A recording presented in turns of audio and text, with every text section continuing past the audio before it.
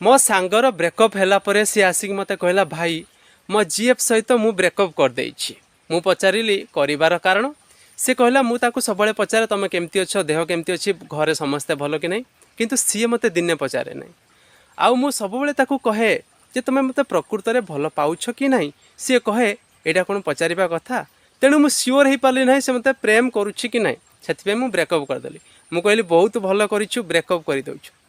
जदि सी आज कथा हेबा समय चैटिंग करबा समय तते आई लव यू बोली कहि पारु नाही लेखि पारु नाही तेबे जदि तू काली मार्केट रे माड़ खाउथबु आ सी ता बापा माँ भाई सहित जाऊ थाए तते पंचेबा को आसीबो नहीं कि बॉयफ्रेंड बोली चिन्हा परिचय देब नहीं।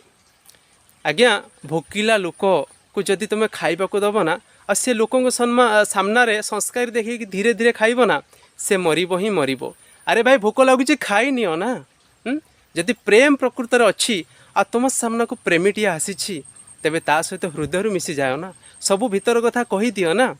परीक्षा हल बसीच आ क्वेश्चन पेपर हाथ में अच्छी एनसर जाणिक जदि न लेख आ कुह जे जानी लेखिबा कौन दरकार निश्चित भाव में फेल हो।